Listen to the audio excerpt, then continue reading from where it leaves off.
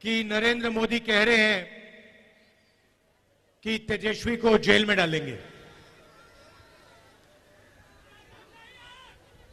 मैं आपको सच्चाई बताता हूं।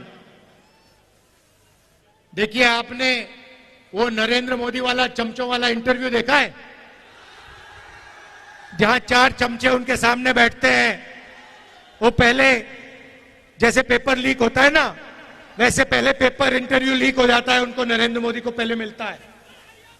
अब एक इंटरव्यू में चमचे ने उनसे पूछा, नरेंद्र मोदी जी, आप आम कैसे खाते हो? क्या काट के खाते हो या चूस के खाते हो?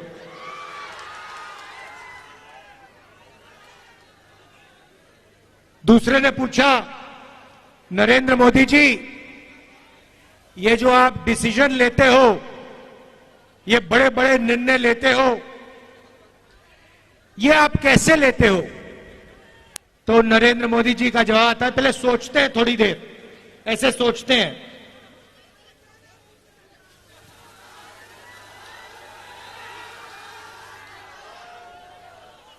थोड़ा टाइम लगता है और फिर कहते हैं, ये जो निर्णय होते हैं इनको मैं नहीं लेता,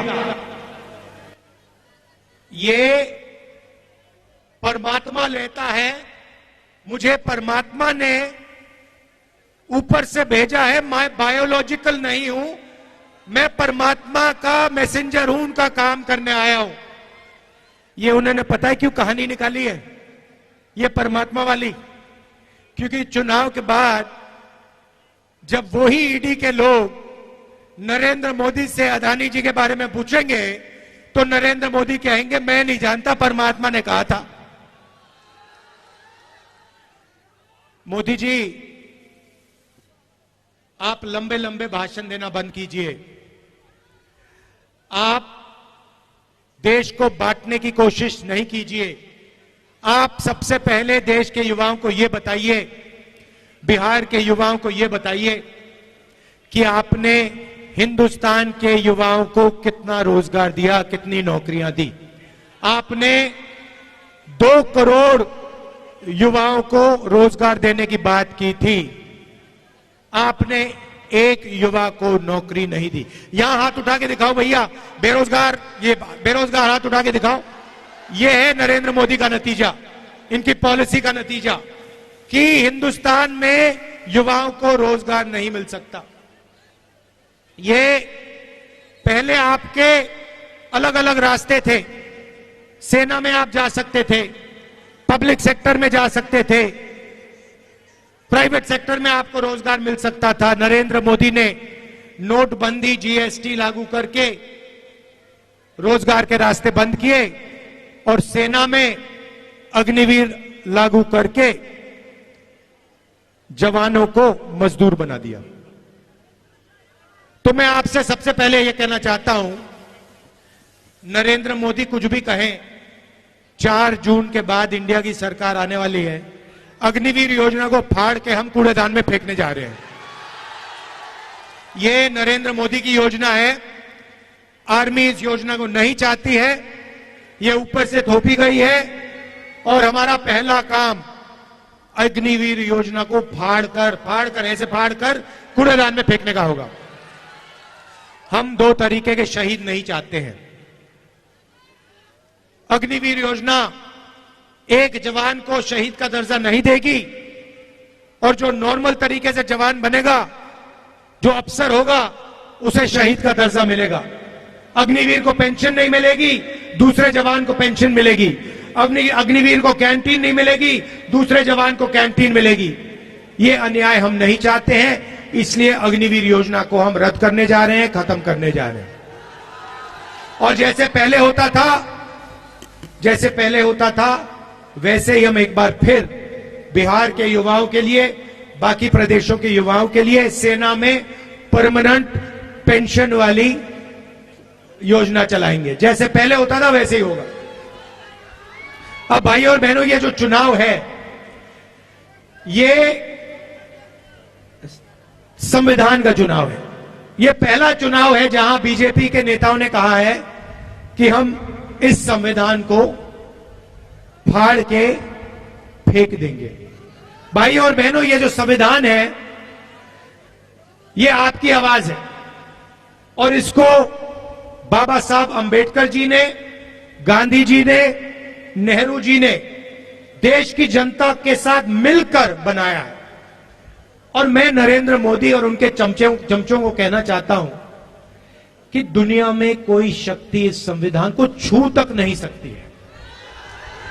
और अगर आपने कोशिश की तो आपके सामने तेजस्वी यादव, राहुल गांधी और बाकी इंडिया गठबंधन खड़ा मिलेगा। इसको हम कभी बदलने नहीं देंगे, इसको कभी रद्द नहीं होने देंगे। भाई और बहनों, इसके आने से पहले इस देश में किसानों का, गरीबों का, पिछड़ों का, दलितों का, आदिवासियों का कोई हक नहीं होता था। जो भी आपको मिला है, जमीन का हक मिला, रिजर्वेशन मिला, जो शिक्षा मिली, स्वास्थ्य मिला, वो सारा का सारा इसी संविधान ने आपको दिया है। और ये आप चाहते हैं कि जैसे यहां हिंदुस्तान में पहले हुआ करता था राजाओं के टाइम में, वैसा फिर से हिंदुस्तान चलाया जाए कि पिछड़ों के अधिकार, दलितों के अधिकार, आदिवासियों के अधिकार सारे के सारे छीन लिए जाएं और जैसे पहले 20-25 लोगों का राज चलता था वैसे ही फिर से वही सरकार चलाना चाहते हैं, वैसा ही हिंदुस्तान बनाना चाहते हैं जिसमें 20-25 लोगों का राज हो। भाई और बहनों, नरेंद्र मोदी ने यह काम 10 साल से किया है। पहले राजा महाराजा होते थे, उनको कांग्रेस पार्टी ने निकाला, संविधान ने निकाला। अब नरेंद्र मोदी जी ने 22-25 नए राजा बना दिए हैं, राजा महाराजा बना दिए। उनके नाम अलग है, आजकल नए नाम है, अदानी, अंबानी, ये नाम है उनके, मगर ये राजा है। और नरेंद्र मोदी 24 घंटा इनके लिए काम करता है। भाई और बहनों, 16 लाख करोड़ रुपए उनका कर्जा माफ किया इन्होंने। 16 लाख करोड़ रुपए मतलब 24 साल का मनरेगा का पैसा नरेंद्र मोदी ने 22 अरबपतियों का कर्जा माफ किया है। तो अब हमें भी कुछ करना होगा। उन्होंने अरबपति बनाए, है ना, अब हम करोड़ों लाखपति बनाने जा रहे हैं। भाई और बहनों, हिंदुस्तान के गरीब परिवारों की लिस्ट बनेगी, उसमें सबसे ज्यादा किसान के परिवार, मजदूर के परिवार, पिछड़े वर्ग के परिवार, दलित, आदिवासी परिवार, गरीब जनरल कास्ट के परिवार होंगे। करोड़ों लोगों के नाम बनेंगे, लिस्ट में आएंगे। हर परिवार में से एक महिला का नाम चुना जाएगा। करोड़ों महिलाओं के नाम इस लिस्ट में आएंगे। 5 जुलाई को 8,500 रुपए इन करोड़ों महिलाओं के बैंक अकाउंट में ठगाक से हम डाल देंगे। और बात वहां नहीं रुकेगी भाई और बहनों। 5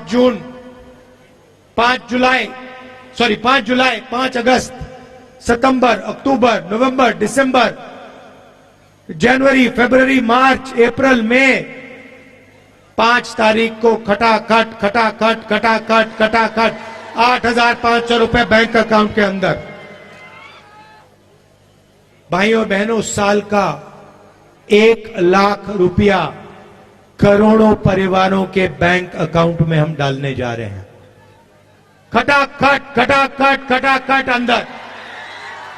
ये मीडिया वाले कहेंगे गरीबों की आदत बिगाड़ रहे हैं, और हम इनको जवाब देंगे, जब आप करोड़ों, लाखों करोड़ों रुपए अरबपतियों का कर्जा माफ करते हो तो उसे आप आदत बिगाड़ना क्यों नहीं कहते हो? जब गरीबों के बैंक अकाउंट में पैसा जाता है, मनरेगा योजना में जाता है, भोजन के अधिकार में जाता है, प्रेस के लोग कहते हैं कि आदत बिगड़ रही है। ठीक है, अगर आपको लगता है आदत बिगड़ रही है, हम आदत बिगाड़ेंगे। 1 लाख रुपए की आदत हम बिगाड़ के दिखाएंगे। तो 1 लाख रुपए हर गरीब महिला के बैंक अकाउंट में जाएगा। किसानों को कानूनी मिनिमम सपोर्ट प्राइस मिलेगी। कम से कम दाम अनाज के लिए, धान के लिए, शुगर केन के लिए, आलू के लिए हिंदुस्तान के सारे किसानों को मिलेगा। आज मजदूरों को मनरेगा में 250 रुपए मिलता है। 5 जून इंडिया की सरकार आएगी, 400 रुपए मिलेगा। आशा और आंगनवाड़ी में जो महिलाएं काम करती हैं, उनकी आमदनी 5 जून को हम दुगनी करने जा रहे हैं। सीधी सी बात है भाइयों और बहनों, जितना पैसा ये अरबपतियों को देंगे ना, गिन गिन कर उतना पैसा हम आपको देने जा रहे हैं, गरीबों को देने जा रहे हैं। अब इसके पीछे सोच है। आप ये मत सोचिए कि सिर्फ हम आपको पैसा दे रहे हैं, इसके पीछे बहुत गहरी सोच है। नरेंद्र मोदी जी ने क्या किया? अरबपतियों को पैसा दिया, उन्होंने इस पैसे को जाकर लंदन में, अमेरिका में, जापान में जाके खर्च किया। हिंदुस्तान की अर्थव्यवस्था को कोई फायदा नहीं हुआ, सारा का सारा पैसा बाहर चला गया। अब हम आपके बैंक अकाउंट में पैसा डाल रहे हैं, लाखों करोड़ रुपए हम डाल रहे हैं। यह पैसा आप बिहार में खर्च करोगे, गांव में खर्च करोगे, छोटे छोटे शहरों में खर्च करोगे, shirt, pant, motorcycle, mobile phone, ये चीजें खरीदोगे। जैसे ही आपने ये माल खरीदना शुरू किया, वैसे ही जो फैक्ट्रियां नरेंद्र मोदी जी ने बंद कर रखी थी, वो सारी की सारी फैक्ट्रियां चालू हो जाएंगी। और उन्हीं फैक्ट्रियों में बिहार और हिंदुस्तान के बेरोजगार युवाओं को रोजगार मिलेगा। हम आपको पैसा देंगे, आप माल खरीदोगे, फैक्ट्रियां माल बनाएंगी और फैक्ट्रियां चालू हो जाएंगी, और फिर आप युवाओं को उन फैक्ट्रियों में रोजगार मिलेगा।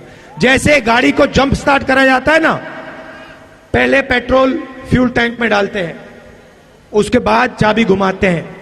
नरेंद्र मोदी जी ने फ्यूल टैंक से पेट्रोल निकाल दिया, उसके बाद चाबी घुमाते हैं, गाड़ी स्टार्ट ही नहीं होती। अब हम फ्यूल टैंक में पेट्रोल डाल रहे हैं, डीजल डाल रहे हैं, आपके बैंक अकाउंट में लाखों करोड़ रुपए डाल रहे हैं।